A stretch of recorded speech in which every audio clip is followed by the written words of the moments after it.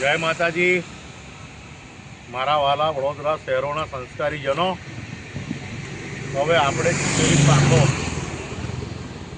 પોતાના નિજી ફાયદા માટે અને પાવડા મારવા માટે સંસ્કાર ભૂલી ગયા છે અને ટોટલ ગેરજવાબદારીપૂર્વકનું કામગીરી જો સેવા સદન કરતી હોય, વડોદરા શહેરોના યુવકો જ્યારે પાણીમાં ડૂબીને મરતા હોય વગર પૂરે, કોઈ તળાવમાં નહીં, કોઈ સરોવરમાં નહીં, કોઈ કેનલમાં નહીં, વિશ્વામિત્રીમાં નહીં, પણ હવે મારા ભાઈઓ આ જોઈ લો, રાતોરાત બોર્ડ લગાઈ ગયા, રાતોરાત ઢાંકણા લગાઈ ગયા।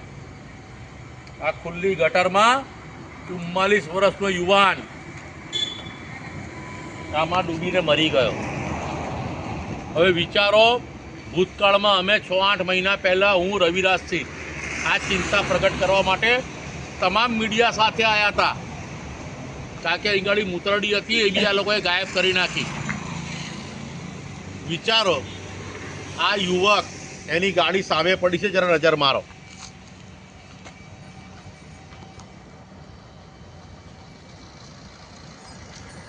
પોતાના પરિવાર સાથે, પત્ની બાળક સાથે જમવા આવ્યો હતો અને એ યુવકનું અહીં ગાડી દુઃખદ નિધન થયું છે।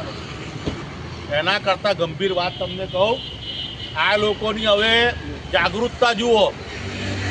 જે યુવકનું મૃત્યુ થયું એના ગણતરીના મિનિટમાં ઢાંકણું બી લાગી ગયું, એના ગણતરીના મિનિટની અંદર આ બોર્ડ પણ લાગી ગયું। આવી જાગૃતતા કામ કરતા પહેલા તમે કેમ નથી રાખતા? હું માનનીય આદરણીય અરુણ મહેશ બાબુ ઝુમકો હોદવા ગયા હતા, પહેલાં ખોવી નાખ્યો 45 લાખ રૂપિયામાં અને પછી 54 લાખની અંદર હોદવા ગયા હતા। તમે ઝુમકાની આટલી ચિંતા કરો છો, મોર બની થનગટ કરો છો, અહીં અમારા યુવાનો મૃત્યુ પામે છે, ત્યાં તમને ગંભીરતા નહીં દેખાય।